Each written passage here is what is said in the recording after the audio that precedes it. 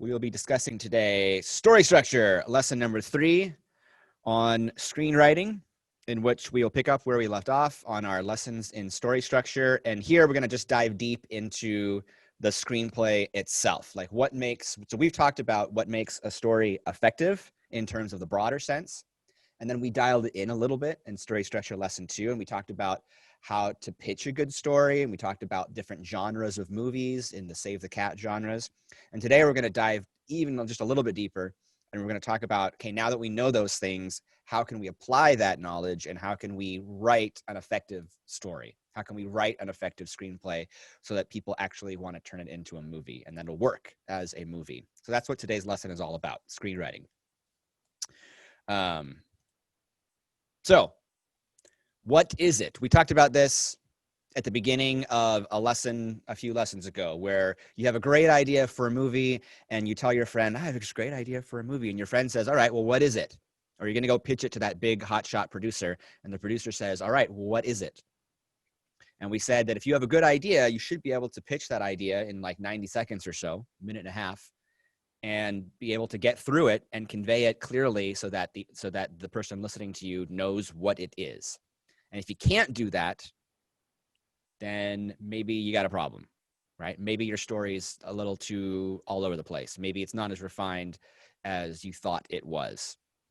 So that idea of what is it applies very much as you begin writing your screenplay. You need to keep that in mind as you write your screenplay. What is it?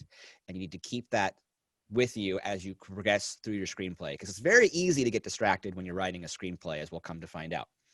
So that question of what is it is something that you need to have in your mind as you are writing the story. It's very easy, very, very easy to go off onto tangents when you're writing a screenplay. It's very, very easy to start one screenplay and 20 pages in realize you're writing a totally different screenplay than the screenplay that you started. It happens all the time, okay? Even to good writers, all right? So it's something that you have to really kind of keep in mind. So that idea of what is it, your log line, you want to keep that handy and keep it with your film and keep it with your writing as you write. So use that log line. It was not just an exercise for you to come up with an idea. It was not just an exercise for you to use for your pitch. But your log line is also a really helpful writing tool. It's a good idea to write down your log line, slap it on a Post-it note, and stick it on your computer as you write. And as you write, it will help you to stay focused. You want to stay focused on the story that you are trying to convey. It's really easy. It's really easy when you're writing a screenplay to go off on a tangent. It's really easy to go off in a totally different direction. And then you're on page 17 and you go back and realize, oh, this isn't my log line at all. This isn't what I intended to write at all. I've gone totally off onto something else now. Use your log line, okay? It's there as a resource for you. Am I still on track with my log line? Okay, so you want to stay focused. You want to keep it simple, okay? Okay, a lot of the best films are really simple. They don't have a lot of moving parts or a lot of complexity to it. They're simple stories that a lot of people can relate to, okay? Your stories, your films are even shorter, right? Your short films, 8 to 10 minutes, okay? You're not making a 2-hour feature, okay? You don't have time for a lot of complexity or moving parts, okay? Even 2 hours is not a lot of time for a lot of moving parts and complexity, right? Okay? The best films are oftentimes very simple, and they've got 2 hours to work with. You've got 8 to 10 minutes. You really need to make sure that you keep it simple and that you stay focused on the story that you're trying to convey. So the log line can really help you do that. Stay on target, stay on target, stay on target, right? Okay, that log line can help you stay on target, okay? It can help you to understand what your story arc is, what your central conflict is. And remember, what's a narrative, right? External factors forcing internal change, right? Remember? Okay. So your log line can help you remember what those external factors are and what that internal change is. And if you have that ready, if you make a note of that, say, this is what's happening in my story, this is what's forcing my character to grow, and this is how my character is going to end up at the end of the movie. Okay, you have that handy with you. You make a note of that before you ever start writing, and you keep that with you. That will help you to stay on target so that story arcs the way you want it to. So that character arc arcs the way that you want it to. So that character grows and develops and becomes a finished character at the end of the movie, and it's satisfying to your audience. Okay. You want to stay on target. If you don't, you run the risk of kind of going off into different directions, and then that arc isn't as satisfying, or that arc doesn't come to fruition. And you're not able to convey that character growth in a meaningful way for the audience. Okay. Remember, Greco calls this wants and needs. You've talked about this in your English class as well in the past. Wants and needs. What does the character want versus what does the character need? Right? External factors and internal factors. Okay.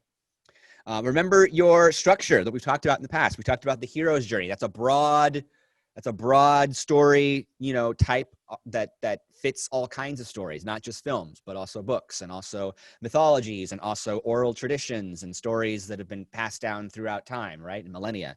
Okay, so be thinking about that, but then also think about our 3-act structure, the stuff that we talked about last year, right? That 3-act structure still very much applies to your writing of screenplays. Think about your movie genre, your Save the Cat movie genre. Is it a monster in the house? Is it out of the bottle?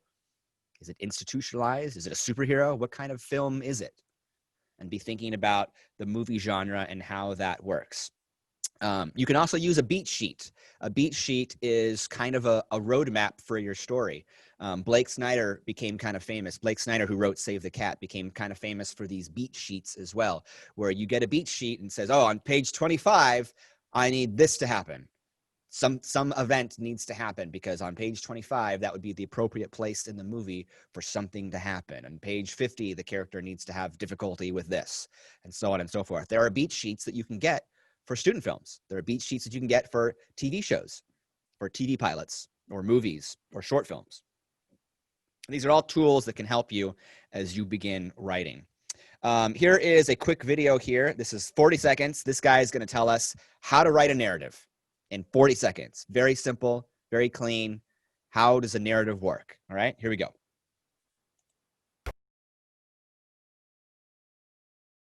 Whatever you're doing, keep the story simple.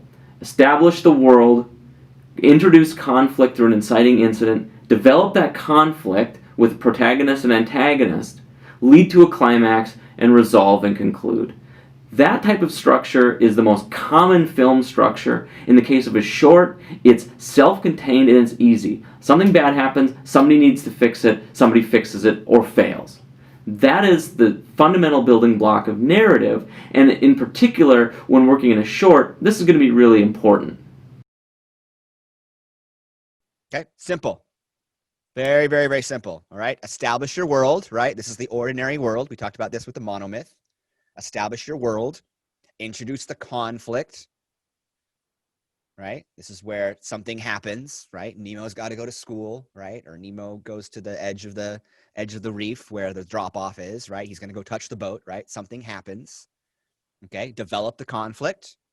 All right, then there's going to be some type of climax, and then that's the payoff. That's the resolution. Then everything can be great and wonderful and happy at the end, or not, depending on what kind of a story that you're trying to tell. So don't get too complex. The temptation will be to mimic your favorite movies and thrillers and dramas and comedies and have all these moving parts and pieces. Don't do it.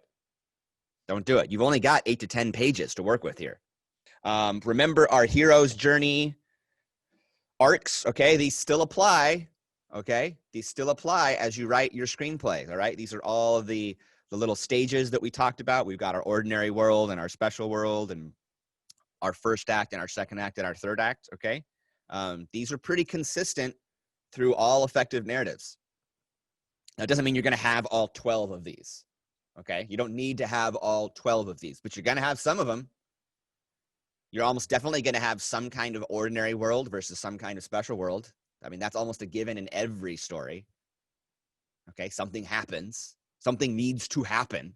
I can't tell you how many times I've sat in the classroom during a table read and a senior brings in their screenplay and we read 10 pages and nothing happens. Okay, something needs to happen. Okay, the story's got to go somewhere.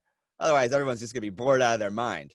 All right, so something needs to happen, right? So what is that ordinary world? And then what happens that's going to force us into that special world? Is there going to be a mentor? There might or might not. Are there going to be tests and allies and enemies? There might not. Is there going to be an ordeal, that abyss moment that we talked about so much last year? Maybe, maybe not. Okay. How are we going to come back full circle? How are we going to come back to the beginning of the story? Will it be the same but different? Okay. So be using these as a resource for you as you write. The timing of these, you can look at my circle here. The timing of these is kind of like a clock. Okay. You can time this out in your stories. You can pace this out in your writing. So for example, if we look at the circle, you've got those 3 blocks there, right? The first act, the second act, and the third act, right? Now that first act and that third act are about 1/4 the size of that whole story. So if you're writing a 10-page screenplay, how long should your first act be? Somebody do the math. The con says 3-ish minutes, 3 pages. Does that sound right? It's about right, right? 3 pages for your first act, 3 pages for your third act. Okay, that leaves us about 4 pages for your second act. That sounds about right. Okay, so that can help you as you're writing to say, oh, wow, I'm just finishing my first act and I'm on page 7. That's a problem. That's a problem, isn't it? Because now you're on track to write a 30-page screenplay. You don't want to write a 30-page screenplay. I don't think you want to shoot a 30-page screenplay. Okay, so that can really help you.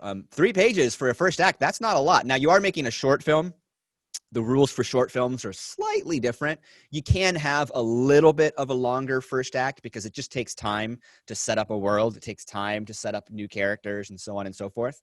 So in a film your size, you might have a first act that's a little bit longer, and you might have a third act that's a little bit shorter. But generally speaking, it's still going to follow this type of outline.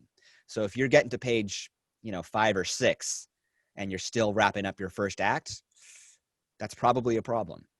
All right. So this can be a tool to kind of help you know where you're at in your story. Now, 3 pages to set up your first act and be done with it and move on. That's not a lot. That's not a lot at all. So you really need to think about, how do you stay focused? So use that log line to stay focused. Use these resources and these concepts to help you get to the point and move on and get that story going, so that you don't get caught talking about a million other things that don't really matter to your central story arc or your central character arc. Okay. This is Blake Snyder's beat sheet that he uses for a 2-hour feature movie. Okay. This is a fancy movie way of saying all the stuff that Campbell said when he talked about the monomyth in Hero with 1,000 Faces. Okay. So this is just Blake Snyder's movie version, all right? This one, Campbell's version, is all about all stories, books and movies and mythologies and ancient legends and so on and so forth. Blake Snyder's version is specific to movies, specific to 2-hour movies, but the principles are all the same. We have an opening image that begins, right? We have a setup, a theme that's stated, a catalyst. Well, what's the catalyst? Well, that's the call to adventure, right? Okay. There's the debate. Well, what's the debate? That's the refusal of the call, right? So it's the same words, same meaning, just different terminology. Okay. We break into 2. That's going into act 2. Okay. We have a B story. This is something that's common in movies and television. Sometimes there's an A story and there's a B story. In Finding Nemo, Nemo's story in the fish tank was the B story, right? And television shows do this a lot, especially comedies. Watch a television show or a comedy, and you'll see this a lot, where there's an A story and a B story, and sometimes there's even a C story. And it's really fun when they all kind of come together at the end somehow, some way. You probably don't have time for that kind of thing in a film your size, but that is a helpful tool that you can use when writing longer stories. And maybe it's something that you can fit into your own film, maybe not. You have the promise of the premise, or what Blake Snyder calls fun and games. This is in the middle of your second act, right before the midpoint. He says the promise of the premise. He says this is the movie poster. If you look at all the movie posters, so next time you're in my classroom, look at all my movie posters, all right? And look at the movie posters. And you look at the movie posters, Blake Snyder brings a really good point up in his book. He says the movie posters are always the cool stuff that's happening in the middle of Act 2, right? Think about it. It's all the fun stuff that's happening in the middle of Act 2, okay? So in the middle of Act 2, you need to visualize, what's my movie poster? Like, what does it need to look like? Okay, this is where you write the fun stuff. This is the fun and games, the promise of the premise. Okay, we have the midpoint. We have the bad guys closing in. All is lost, and there's a dark night of the soul. What does that sound like to you? You guys all know this one. Abyss moment. Yeah, that's our abyss moment. That's our abyss moment, or what Campbell calls the ordeal, right? We called it the abyss moment junior year, and Campbell calls it the ordeal, and Blake Snyder calls it the all is lost dark night of the soul. Okay, very common in movies and films and stories and mythologies and everything, because we like triumph. We like, seeing the darkness before the light, right? Okay. We break into Act 3. Then we have our finale, which is the climax of your film. And then you have the final image. So we have a final image in contrast to our opening image. And you know what this is. What do we call this?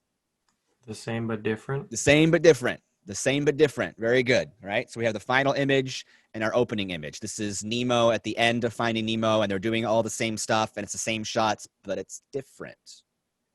This is the hobbits in the Shire at the end of the Lord of the Rings trilogy. And it's the same as what we saw at the beginning of the Lord of the Rings trilogy, but it's different. It's different. There's a great scene that I love in the Lord of the Rings. How many of you have seen the Lord of the Rings? Yeah? Okay. A few of you. It's coming out on 4K HDR this December, and I'm really excited. So there's a great scene. There's a great scene at the end of The Lord of the Rings, and I won't want to ruin it for anyone who hasn't seen it, but there's a great scene where the hobbits are hanging out in a bar, and they're kind of looking around, and it parallels a scene that was the beginning of the trilogy, where the hobbits were in a bar at the beginning of the movies, and they're all singing and dancing and having a grand old time, and everything is wonderful. And at the end of this trilogy, you've got the hobbits who have been on this great, horrible journey, and they've seen some stuff. They've been through some stuff. And they're sitting here in this bar, and everyone's having a grand old time, and they're sitting in the bar, and they're kind of looking at each other, and you could tell it's different because of the experience that they've had and what they've been through. And it's a powerful moment. There's no words, there's no dialogue, but it's super powerful because it contrasts with the world around them and the experiences that you've seen them go through. And so they're almost like hardened war veterans who have been through something. And they look at the world differently around them, even though it's the exact same world that they saw that they left at the beginning of the story. The same, but different. All right. Final image versus the opening image. Okay. All right. I'm going to show you a fun clip here. This is from a movie called Adaptation. It stars Nicolas Cage, who plays the role of two twin brothers who are both screenwriters. So he plays them both. And this is a really cool movie. It's really, it's very meta. The movie that you're watching is the movie that they are writing in the movie. So if you look at the names of the writers of this movie, they are the names of the characters in the movie. And when you start really getting into depth in the analysis, you start to realize that half the movie was written by one brother, and then the other half of the movie was written by the other brother, and you can tell which one's which. And it's very meta and very, very creative in how it's done. We watched it in one of my college classes, on a class on film reflexivity, films about the film that you're currently watching, all that kind of stuff. Very, very interesting. Anyway, I'm going to show you a particular clip. The premise is Nicolas Cage plays, again, two twin brothers, and they're both screenwriters, aspiring screenwriters. And one of them is this very deep and profound, somewhat self-conscious screenwriter who lacks confidence, very artistic, really wants to write that deep and meaningful screenplay. The other brother is like your typical Marvel movie writer, okay? He wants stuff to blow up. You know, he wants all the standard. He wants to follow Save the Cat exactly. So remember at the beginning of Save the Cat, when I introduced Save the Cat, I said some people love it and some people hate it, right? So Nicolas Cage plays both of these people in this movie, all right? He's got one brother who is going to follow that roadmap because these are the rules, and I'm going to do all this kind of stuff. And the other brother who's like, break the rules. Like, no, I don't want my movie to feel formulaic. I want it to be real and authentic, and so on and so forth. And there's these two conflicting views that these twin brothers have, until this brother who is so self-conscious and struggling, trying to write his screenplay and not getting anywhere. And his brother is having success. And here's this true artist who's having great difficulty. And finally he breaks down and he goes to a Los Angeles screenwriting seminar. And it kind of spoofs this very famous screenwriting speaker who speaks in Los Angeles often, and gives these seminars in which he teaches aspiring screenwriters how to write effective stories. And it's kind of funny. So I'm going to show you this clip. There is some language in this. I apologize. There is some language. If you've got little brothers or sisters running around, you might want to mute this one. There's some colorful language in this particular piece, or put on your headphones or whatnot, because we don't need our youngins exposed to such things. All right, you ready?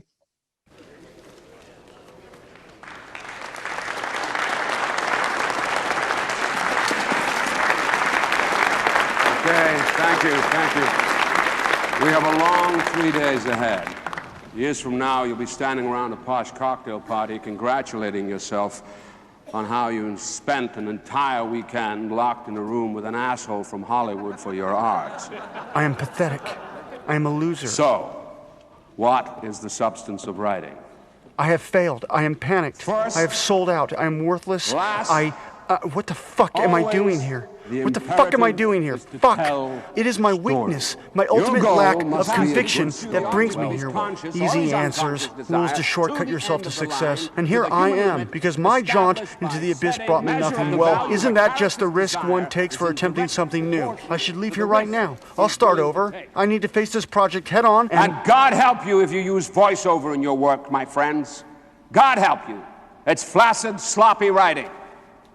Any idiot can write voiceover narration to explain the thoughts of a character. Okay, that's it. 1 hour for lunch. You cannot have a protagonist without desire. It doesn't make any sense. Any fucking sense. You follow? Good. Anyone else? Yes. Sir, what if a writer is attempting to create a story where nothing much happens, where people don't change, they don't have any epiphanies, they struggle and are frustrated and nothing is resolved? More a reflection of the real world. The real world? Yes, sir. The real fucking world. First of all, you write a screenplay without conflict or crisis, you'll bore your audience to tears. Secondly, nothing happens in the world? Are you out of your fucking mind? People are murdered every day. There's genocide, war, corruption. Every fucking day, somewhere in the world, somebody sacrifices his life to save somebody else. Every fucking day, someone somewhere takes a conscious decision to destroy someone else. People find love. People lose it. For Christ's sake, a child watches a mother beaten to death on the steps of a church. Someone goes hungry. Somebody else betrays his best friend for a woman. If you can't find that stuff in life, then you, my friend, don't know crap about life. And why the fuck are you wasting my 2 precious hours with your movie?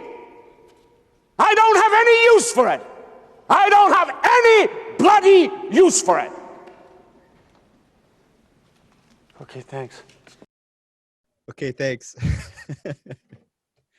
So that speaker, that character is based on a real guy, a real person who gives these screenwriting seminars.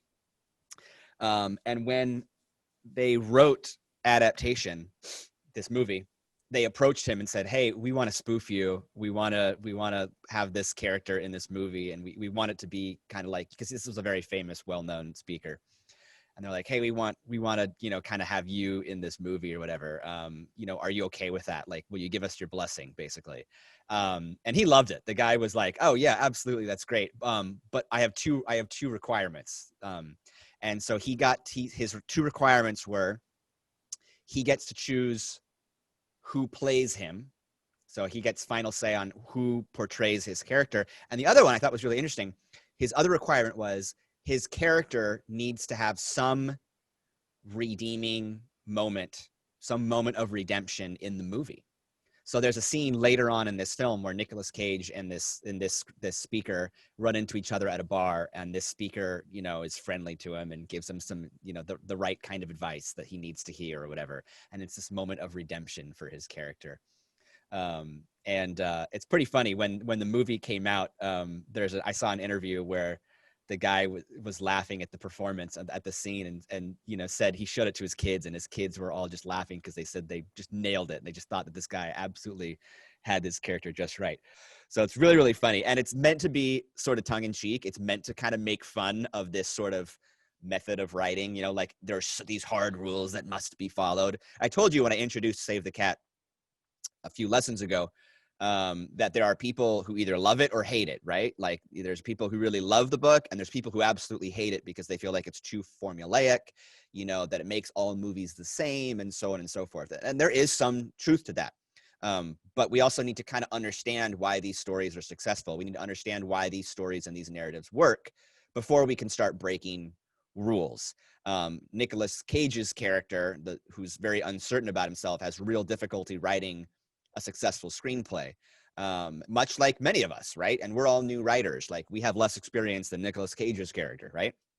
So I would argue that it's important for us to learn these rules and understand why these films and stories are successful before we go out and decide to break conventions. Because you need to understand why and how the rules work before you understand when and how you can break them in a successful way. So you have to make sure something happens. You got to figure out what external factor, remember, what external factor is going to force that internal change. Because most of the time we don't just change on our own. Our characters don't change by themselves, right? Something's got to force us to change. That's a good life lesson, I think. I think without something getting in our way, impeding us, you know, we would be content to just sit here and be the exact same person that we were forever and always, right? But the stuff that we go through, that refines us. The stuff that we go through, our experiences, makes us different than what we were at the beginning of those experiences. And that's why movies work, because we're interested in how those characters handle those things and how they change. So one of the best ways that you can make an effective screenplay, and thus an effective movie, is to have strong characters. You really want to have strong characters. I think, personally, it's more important to have strong characters than it is to have a strong story. Take, for example, Napoleon Dynamite. How many of you have seen Napoleon Dynamite, right? Okay. If you watch Napoleon Dynamite, there's no story there. There's no story at all. Not really. There's no overarching story arc. It's just it's a character study. And it's fun to watch because those characters are so strong. Okay. I think having strong characters is more important than the overall story arc that's happening in your film. So how do we write strong characters? Well, there's this one idea, the covenant of the arc, as opposed to the arc of the covenant. It's the covenant of the arc. Okay. The idea, the concept that all characters in your film must change, except the villain. Because a villain, by definition, is someone who doesn't change, right? A villain, the villain, a bad guy, they don't grow, they don't progress, they're cut off, right? They stay the same always and forever, right? That's kind of the definition of a villain when you get philosophical about it, right? So think about that. All the characters in your movie need to change. And that's challenging to do in a full-length feature film. It's even more challenging to do in a film your size.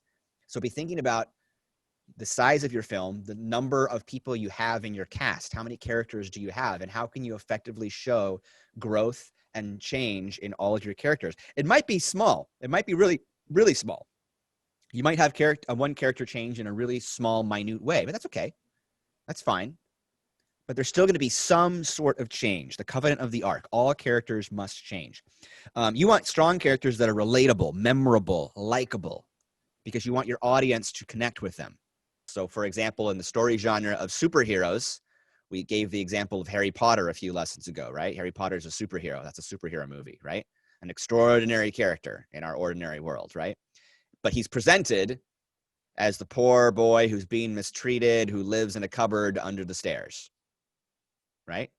Because we want to feel bad for him. We want to empathize with him, right? And a lot of superhero movies are put forth in that way. Peter Parker is a nerdy kid who can't talk to Mary Jane, and he's picked on at school, and we feel bad for him, and we like him, and we want to root for him to succeed, right?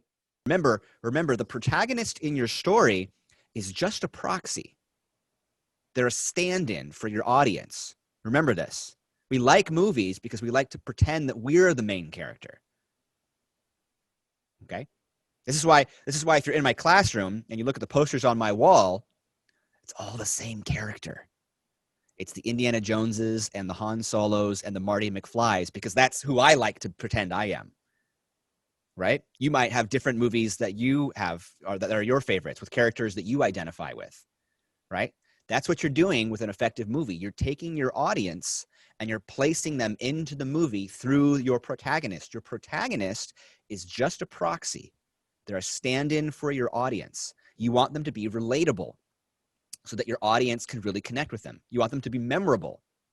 So when that movie's over, your audience continues to think about them, right? You want them to be likable. If they're not likable, then we don't root for them. We don't want them to succeed.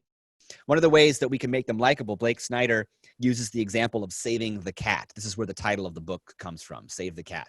And the idea is you got to make your hero likable in that first act. And they can do anything they want. They can be a totally bad person, but they can do this one act of redemption, this one positive thing, and the audience will say, oh, they're not so bad. Okay, this is, for example, the movie Aladdin, all right? You've got Aladdin. You've all seen Aladdin. It's a good Disney movie, right? There's Aladdin. He's running around this town, and he's stealing stuff. He's looting people, okay? Now, I know stealing is wrong. My parents taught me this at a very young age, right? Okay? Aladdin's running around, stealing stuff, singing about it, having a grand old time, and then he lands in the alleyway, and he's about to enjoy the spoils of victory from robbing and stealing from all these very honest businessmen. And instead, he sees these two young orphans. You remember this scene? He sees the two young orphans. The girl's got eyes. They're like huge, giant baby eyes, right? And they're all looking longingly at Aladdin as he's about to dig into his nice, big, fluffy piece of bread. And without any hesitation, good old Aladdin says, here you go. He gives them all the bread, all of it. Even the monkey follows, right? And it gives these kids all the bread that they just stole. And all of a sudden, Aladdin the street rat, who was just stealing and singing about it and having a great old time, all of a sudden the audience goes, oh, he's such a good guy. He's such a nice guy. He gave that kid. And it doesn't matter that he just stole a whole bunch of stuff from honest working business people. Doesn't matter. Doesn't matter. Because he just gave it to these little kids and all of a sudden we like him. This is Robin Hood, right? Robin Hood could do all kinds of bad things, but it doesn't matter because he's giving it to the poor. And he's a good guy. He's a good Jack guy Sparrow. for that reason. Jack Sparrow, you know, he's a pirate and he's horrible, but then he saves Keira Knightley, doesn't he? Right? And ends up costing him to do so, right? This could be horrible characters who do horrible things, like really horrible things, but then they do this one nice thing, and the audience will just latch onto that and say, "Oh, he's not deep down inside. He's really a good person. He's really a good person." Okay, so this is a trick. You're going to notice this all the time now in films. They're going to save the cat. Sometimes they actually literally save the cat. Okay, like pay attention. They're going to do something nice because it allows the audience a moment to relate to them and connect with them and say, oh, they're good people. Okay, that's called the save the cat moment. Okay, up the stakes. If you want strong characters, up the stakes.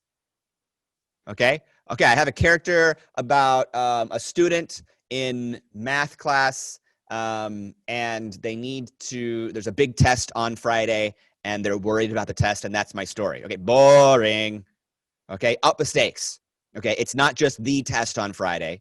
Okay, it's the final test on Friday. And if he doesn't pass that test, he's going to fail math. And if he fails math, he won't graduate high school. And if he doesn't graduate high school, he's going to have to go away to boarding school. And if he goes away to boarding school, that means he'll be separated from his girlfriend for life. And that's going to be horrible. And he'll never get married. And he'll never have 2.5 kids with a white picket fence and that really cool motorcycle. And he really wants that motorcycle. Okay, so like up the stakes, make it dramatic, make it amazing.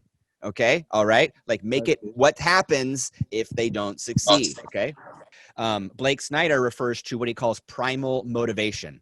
Okay, motivation that even a caveman can understand, right? Even a monkey can understand. Okay, primal motivation, things like we all need to eat, we all need to live. Okay, in a monster of the house movie genre, for example, this is really easy. Stay alive. Doesn't get more primal than that, right? Stay alive. Everyone can relate to that. But we all have psychological needs, right? What are our psychological needs? We all need to live, right? But we also need to love and give love and be loved, right? Those are psychological needs that we all have, right? We need variety. That's a psychological need that we have. Maybe that's why lockdowns are so difficult, right? All right. Like we all need variety in our life. Okay. That's something that people can relate to. All right. How many times have you seen the movie about a person who's stuck in a funk, right? And they're doing the same old thing every day and their life is really monotonous. And then something happens to mix everything up, right? You've seen that story a million times because that's relatable. because that's connected to our psychological needs. Primal motivation, okay? All right, ultimately, give me a story about a character that I can identify with, that I can learn from, that I have a compelling reason to follow, that I believe deserves to win, or has stakes that are primal or that ring true for me. Okay, you want to avoid flat characters that have no personality and that have no way that I can identify or learn from. Because remember, I want to be placed into your film. I want to be manipulated. I want you to take me and put me into your film so that I can feel like I have the emotions that this character has. That's what makes film so cool, is you're getting your audience to feel like they're part of the movie. Okay? Has stakes that are primal and or ring true for me. All right, which brings us to pacing. We all know that pacing is really important. We talked about a lot of this last year when you're developing story ideas, making storyboards. In the editing room, pacing is really important. So how do you, when you're writing a screenplay, how do you make sure that your pacing works? How do you make sure that the pacing is going to come together and that everything flows the way it's supposed to, that it doesn't drag or it's not too fast, okay? We already talked about like looking at the page numbers, for example. If you know you're going to write 10 pages and you know your first act is going to have to be around 3 pages, that's one way to do your pacing, but there's some other strategies that you can use. So remember that 3-act structure, but also remember that if you have a scene that feels like it drags, then it drags. If your script is boring, your film is boring. This may seem obvious to some of you, and yet, I have to repeat this every single year to some students, okay? If your script is boring, your movie will be boring, okay? Story is king. You know this to be true, okay? I very famously had a student who on a Zenith project gave me this screenplay that was so boring. And I wrote her back and wrote in big, bold, red letters on her screenplay, "This is boring. I am bored." And I had the kind of relationship with her where it was okay for me to be very blunt. And I said, "This is boring. You need to fix this. This isn't going to work." And she responded, "Oh, no. Like, my friends are going to play these characters. They're really funny. Like, it'll all work when my friends are playing the roles. It'll all come together." And she did not believe me, and she proceeded with the movie. And when Zenith projects came around, and we all showed our finished Zenith projects to the entire freestyle, and we all sat inside the film room in the entire freestyle, and we all watched 6 minutes of her boring, not great screenplay. Okay, we watched it. Very boring. Very, very boring. For 5 or 6 minutes, we watched her really funny friends not be funny at all, okay? And it dragged, and it was slow, and it was boring, and it was cringe, and it was painful while there were hundreds of us gathered in the film room, and we all sat there and watched 6 minutes of this. And she was a little embarrassed, and she admitted that it was like, yeah, she told me after that, "I should have listened to you. You were right. It was really boring." So if your screenplay is boring, okay, have some people read it. If the laughs don't get laughs, they're not going to get laughs in the movie. Okay, if the screenplay is boring, your film will be boring. You can't make a garbage script into a good movie. It doesn't work. Okay, get to the point. This is a good strategy to help your pacing. Get to the point, okay? Why does this scene exist? Okay, is it there for something to happen in the story? Right? Is it some sort of exposition that's happening? I need to have this scene because this is where they find the letter. Okay, fine. Okay. Or is this scene for character development? I need to have this scene so that the audience understands that my character's, a good person. This is where she saves the cat. Okay. Okay. All right. Cool. All right. But if it doesn't do one of those things, why do you have the scene? Oh, well, it's a really funny scene. Okay. Well, funny scenes are great, but they can destroy your pacing. Okay, make sure that it serves a purpose and get to the point. Don't beat around the bush.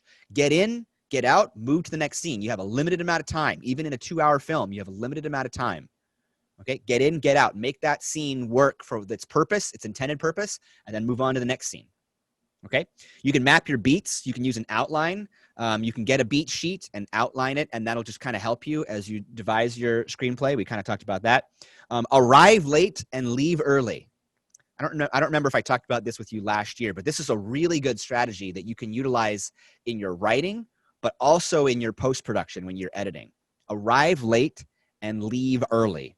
So, for example, arriving late, leaving early.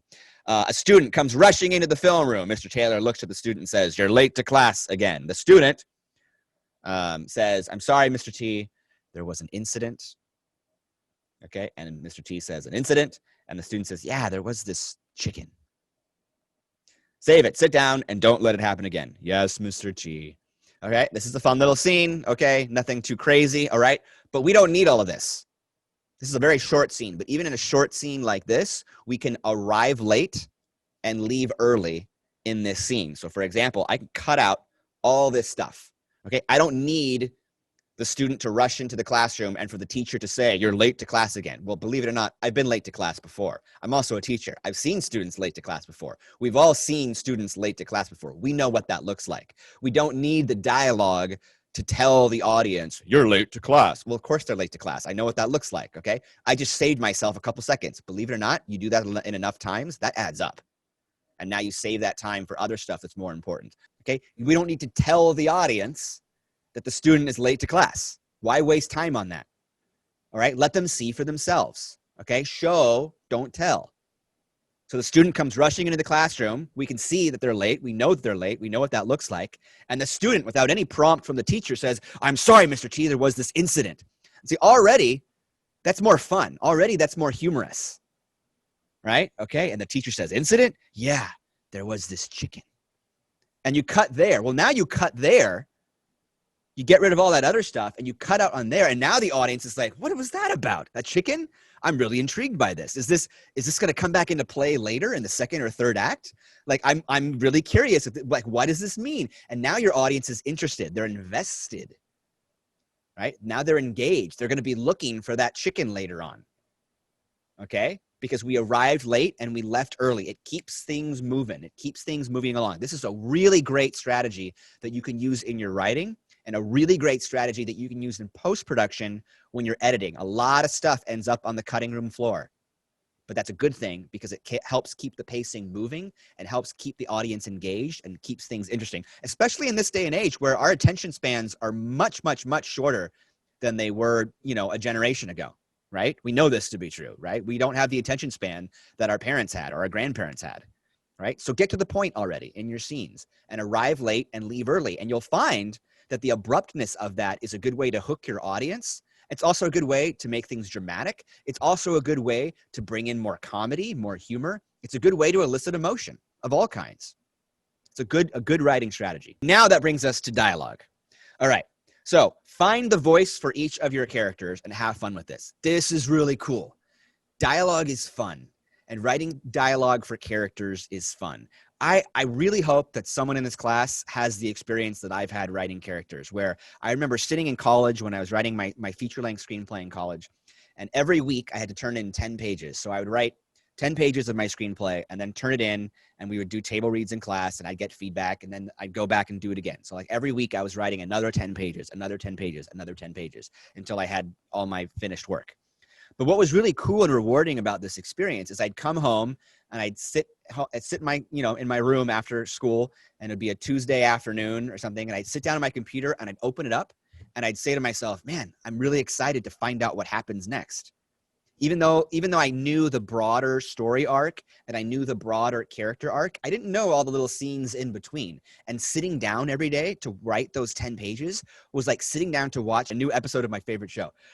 Because the characters were so strongly defined. I'd gotten so comfortable with those characters and they were so strongly defined that I got to a point, and I hope that you have this experience. Most writers do. You get to a point where the characters start to write the story itself. And it's almost like you're a bystander. It's almost like you're watching the story unfold and you're not even writing it anymore. The characters are so strong that, well, character A is going to say this because obviously character A would say this. And character B, well, character B is going to react in this way because that's the way she is. And she's going to react in that way because that's what she's always done. And then character C is going to do this and so on and so forth, right? And it's really fun. And it starts to dictate the story. And the story takes you places where you didn't know the story was going to go, but it's the only logical outcome because your characters are so strong. They are now writing the story for you. It's really cool. It's a really fun experience. I hope you have the experience because it's fun and it's really rewarding. as you write dialogue, make it really authentic. It needs to sound believable. You need to have that suspension of disbelief, right? Okay. If you have a character who's a lawyer or a doctor or a school teacher, and they're 50 or 60 years old or something like that, they're not going to talk the same way that you and your friends talk in fourth period. So don't write dialogue like they're a teenager in fourth period. Okay. Understand the terminology. Use the words that the professional would use.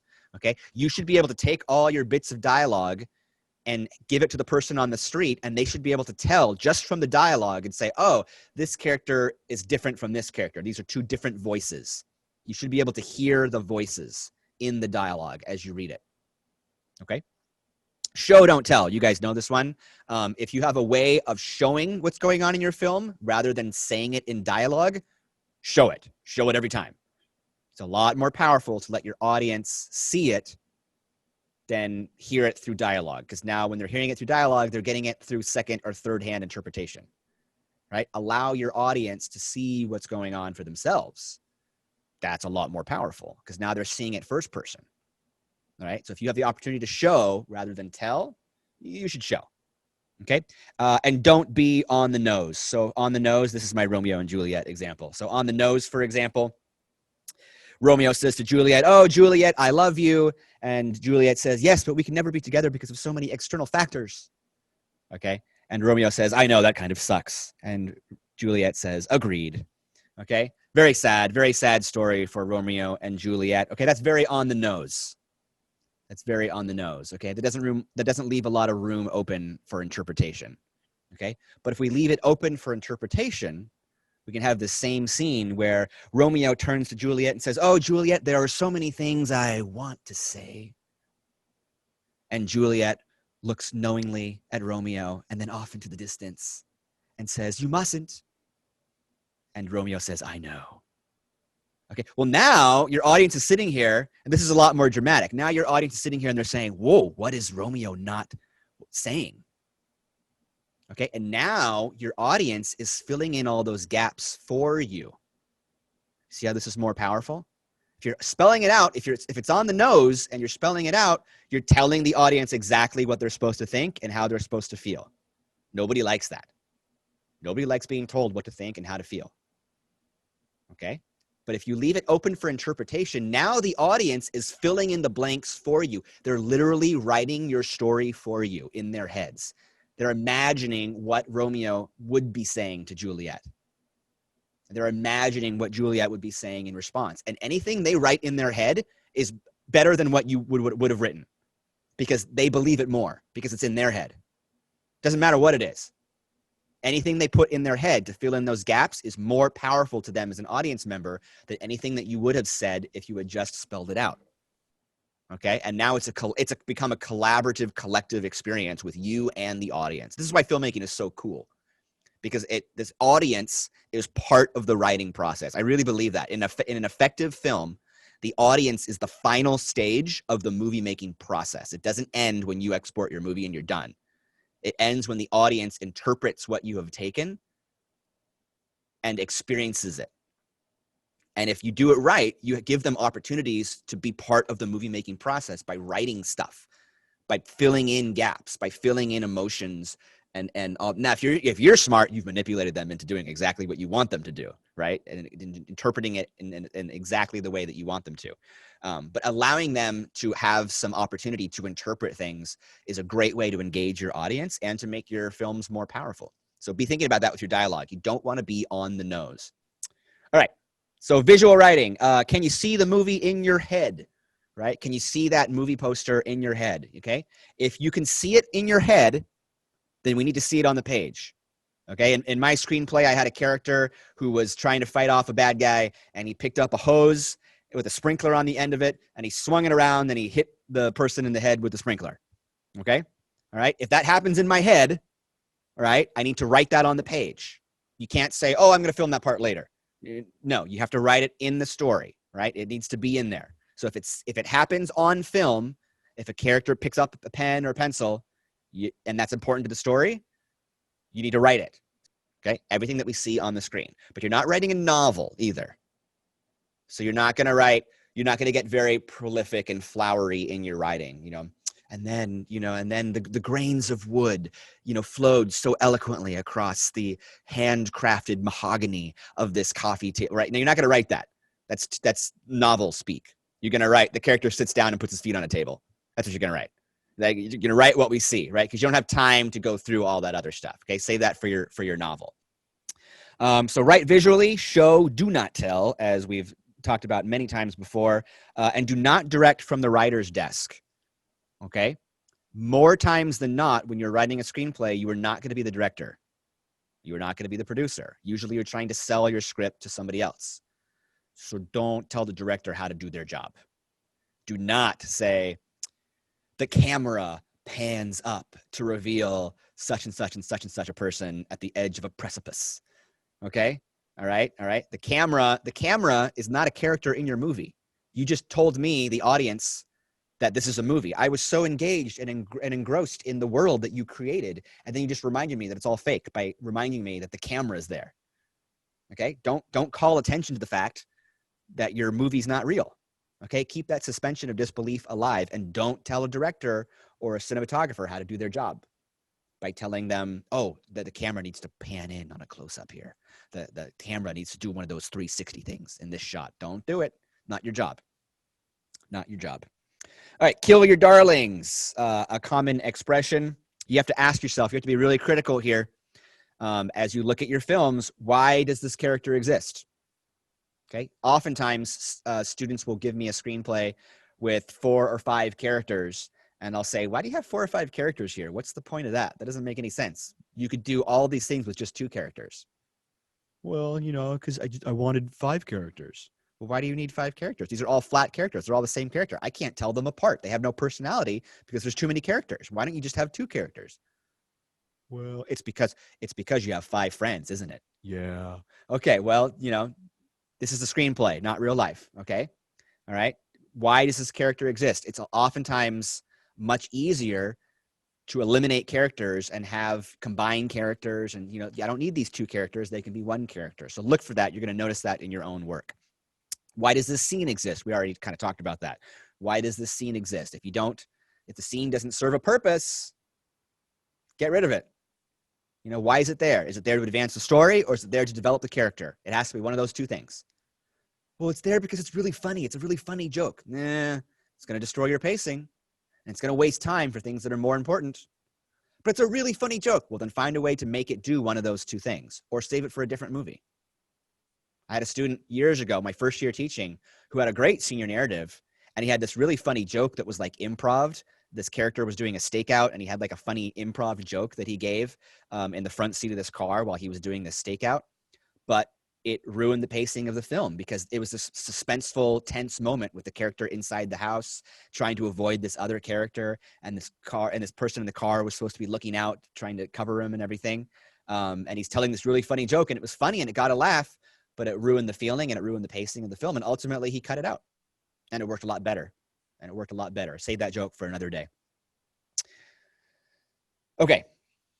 Screenplay format. This is really critical. So pay attention, because this is the stuff. You got to understand this when you were writing a screenplay. You have to format your script in a certain way. 1 page is 1 minute. That's why it has to be formatted in such a way so that you know how long your movie actually is going to be. But it is critical that you format your screenplay in the proper way, because the format matters.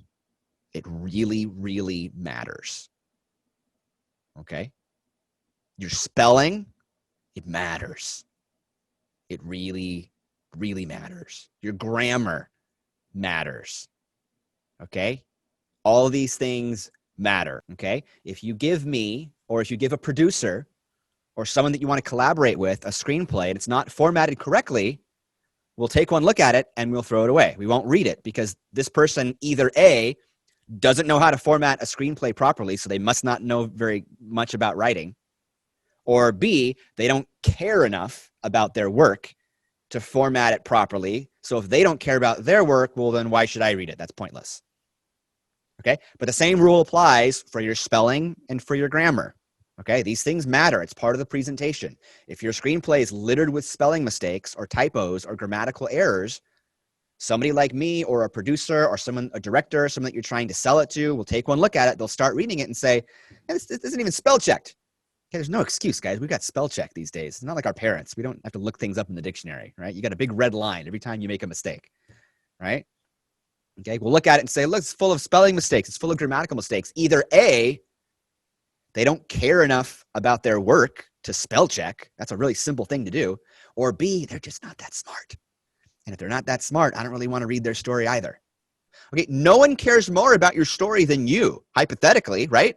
No one should care more about your work than you. And if you didn't even bother to spell check it, if you didn't even bother to make sure the grammar and the punctuation was correct, well, then why the hell should I waste my time with it?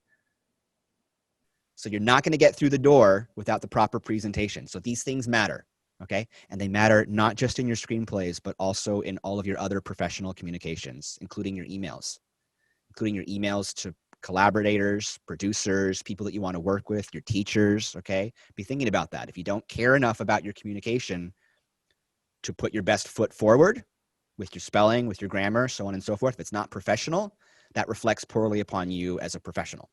So take that into consideration. That matters a lot in the industry. You want to be professional in your communication. Okay, we don't have time to watch this whole video, but that's okay. I will share the slides with you later today. We'll watch the part that's like important to watch. I encourage you to go back and watch this whole video though, because it's actually really interesting to see how this screenplay format derived over time, and why it ended up the way that it is. But I'll show you this part that's relevant to the conversation that we're having now, which is about format. This comes to us from our friend John Hess at filmmakeriq.com, which you may remember from last year. He's one of my favorite guys. And he's going to walk us through screenplay format and kind of how it looks and how it works. If you're writing a script today that you want other people to produce, then you need to be writing in the master scene format.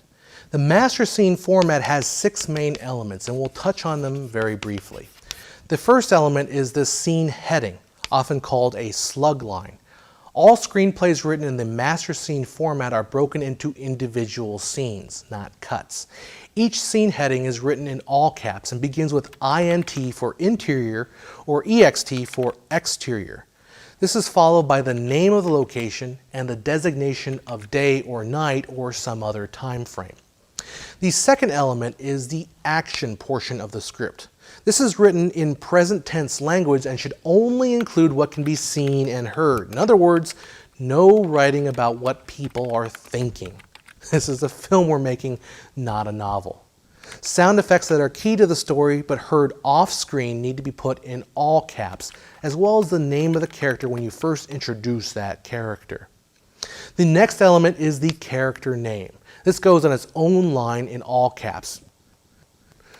If the character is off-screen or delivering a voiceover, you can designate it so with an OS for off-screen or VO for voiceover. Underneath the character names are parentheticals that shade the meaning of the dialogue delivery. Remember, the key to the master scene format is readability, so only include parentheticals that are absolutely necessary for the understanding of the context of your dialogue. Then there are the actual dialogue blocks, which are written in their own section, offset from everything else. The final element is the scene transition. Now this is a holdover from the continuity script days. These go on the far right of the script and explain transitions between scenes. Again, the purpose of this format is readability, so only include transitional elements when they are absolutely important to the story you're trying to tell. Remember the role of the screenplay in the modern package unit production system. It is a document to sell the story to investors and potential collaborators. One of those collaborators may be a director, and although you may have a great idea how to shoot a scene when you're writing it, your job is not to tell the director how to do his or her job. You can hint at what's important by drawing attention to things in your writing, but leave out the camera direction. Now, the precise formatting of all these elements is absolutely crucial. You must have a 1.5-inch left margin with a 1-inch top and bottom margin and dialog blocks 3.7 inches from the left side of the page. Each element has its own specific rule for spacing. And if you're attempting to write a screenplay, you could try to set up all these margins yourself, but what you're really doing is asking for a world of hurt if you're going that route. There are industry standard screenwriting software programs like Final Draft and Movie Magic, as well as free versions out there like Celtics that can handle all your formatting for you. And realistically, writing a screenplay is hard enough. Don't make it more complicated. Use these software packages. Now, there are a few reasons for these very strict rules. On average, one page of screenplay formatted this way will result in 1 minute of screen time. So a 120-page script should land right around 2 hours of finished movie. And when it comes to pre-production, a properly formatted script can be broken down into 1/8 of a page and scheduled for production. This format also leaves a lot of white space which the director and actor can scribble their notes in or draw funny cartoons. But perhaps the most important reason for these rigid formatting rules, it's the first clue for the script reader to tell if the writer is a serious screenwriter or just a wannabe dreamer. If you don't care enough about your movie to format it in the way that the industry wants, make it easy to read and free of major typos, well then nobody in the industry will care about your movie either. With all the books that have been written about screenplays, it's sometimes easy to forget that a screenplay is still a production document, a living blueprint for a film that has yet to be made. Now, as the role of the writer has changed from the studio system to the package unit system, the needs of the screenplay and how it has been formatted have been changing as well. If you are producing your own work, you can write in whatever style and format you so desire. But a word of caution. Filmmaking is not a solitary pursuit, and you will need to bring other people into your project. Your screenplay is your first impression. Your first impression of you, the filmmaker, your professionalism, and your movie. So make sure you make it a good impression. My name is John Hess. I'll see you over there at filmmakeriq.com.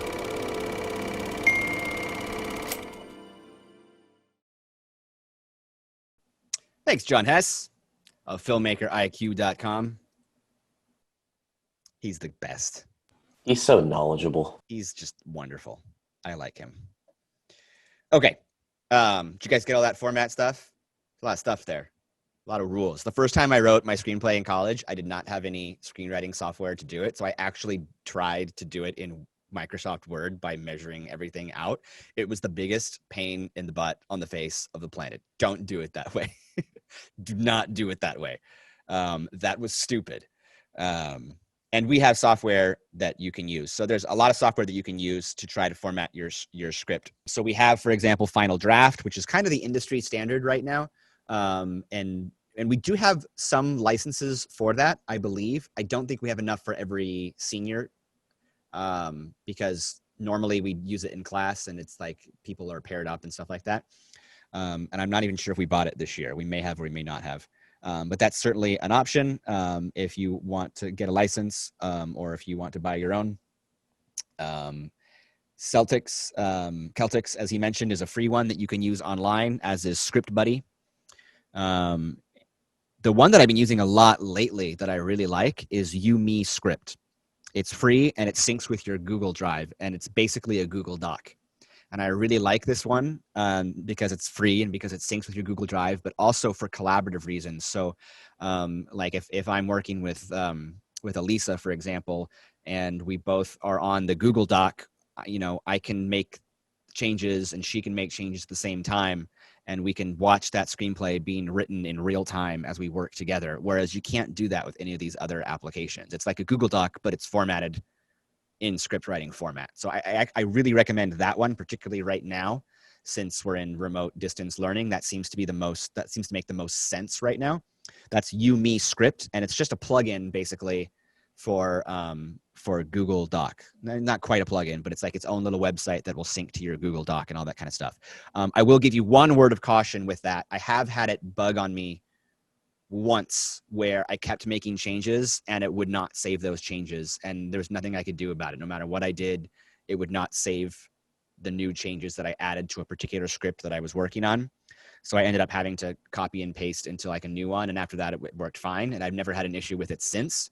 But I would maybe periodically make backups just in case, and make sure that it's syncing properly to your Google Drive.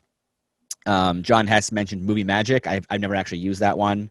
I've also heard of one called Highland. I've never looked at or used either of those. And there's probably a lot more now that are out there. Adobe used to make one called Adobe Story that we used for a little while in film class, but it was not particularly done well, to the point that Adobe ended up discontinuing it a few years ago, which is too bad because it was nice to have like an Adobe option since we have the whole Adobe suite available to us. But use that software. It'll do all of the formatting for you. So you don't have to worry about what's in caps and where does it have to be spaced and how many, margins does it need to have and so on and so forth. These softwares will do all of that work for you. They'll make sure the font is correct, all that kind of stuff. Because all these things matter. Because if you don't have the format right, then you don't have the timing right. And you don't know how long your movie actually is. So if you write 10 pages, but you don't format it right, you have no idea if it's 5 minutes, 10 minutes, 20 minutes. You don't know because you didn't format it right. But if you format it right, 10 pages, 10 minutes. And that's one of the reasons why you really want to make sure that your format is done correctly. If you want additional resources to help you, I encourage you to watch movies in your genre, your Save the Cat genre. What kind of a movie are you making? Look at the other examples, not just to enjoy those movies, but to pay attention to where the story beats are. Get really into the story structure. When does this character start to change? When do they encounter their first obstacle? How do they react to their first obstacle? When does their abyss moment? At what point in the story? Time it if you have to. Time it and say, oh, I'm halfway through the story. What's happening halfway through the story? If you know the movie's 90 minutes long, what's happening at 30 minutes? What's happening at 60 minutes? Right? What's happening at 45? Right? That might be really interesting to look at for some films, right? And then you can apply that knowledge to some of your own writing. Pay attention to the dialogue on TV. You're going to be writing dialogue. Pay attention to the dialogue that you watch on TV. I'm giving you an excuse to watch television and tell your parents that it's homework. Okay. All right. Pay attention to the dialogue on TV. How do the police officers talk in the cop shows that are so often on TV?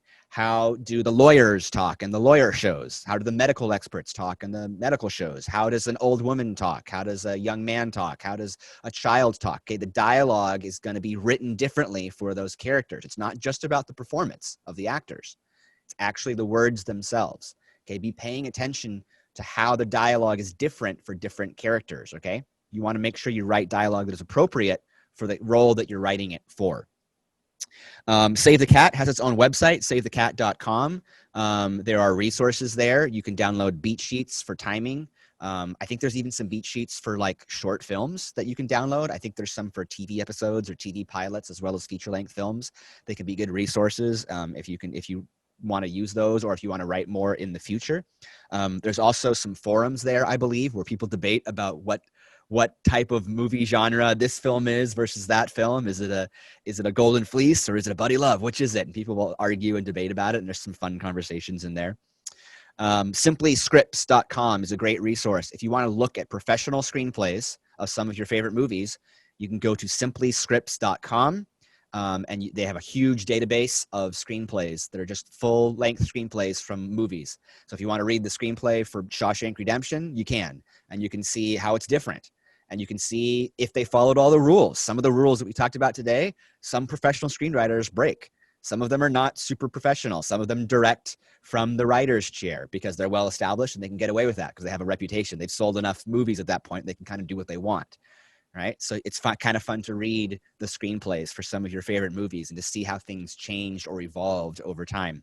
But that can also be a great resource as you're writing your own movies. If you want to know, how do I do this scene where character A is talking on the phone to character B and they're in different locations? Do I have to do a different scene heading every single time I make a cut? Like, what does that look like? How does that look like? Well, there's some examples that you could follow in professional movies. So just think about a movie that you know that does that. And you can look up that screenplay and read it through on simplyscripts.com. So you now have the tools and resources available to you to begin writing your film. So it is time to begin writing. here. Okay. Have fun with this. This is a fun thing to do. I love the screenwriting process. There are no rules in your story. There are no limitations in your story at this stage. You can do whatever you want, right? You can cast George Clooney and you can shoot on the moon. And I think that's so cool, right? Like there's no limitations to your story because you're not limited by production or what you're capable of or who you can cast or your locations or anything like that. So write the story that you've got in the head. It's really fun and really a rewarding experience. So have some fun with it and be excited about it and be passionate about it, because this is a really fun stage of the senior narrative project. Now we are going to read your screenplays in class in the coming weeks ahead. We do table reads, and table reads are super fun. So pay attention to my slate because there will be instructions, and I'm sure I'll email you about where to upload your finished screenplays because everyone's going to need access to them. And then you divvy up parts, and everyone reads different character parts and all that kind of stuff. So we'll talk about that when we get to that point. Okay. That is all. Thank you for your attention. I appreciate it. I hope this was fun or informative and that inspired you a little bit. This is one of my favorite stages of the process for senior narrative. So have fun with it. Okay. It's meant to be a fun stage. Have a good time with it. And I'm excited to see what you come up with. That is all. So long. Farewell. Thank you, Mr. T. Thank you. Thank you.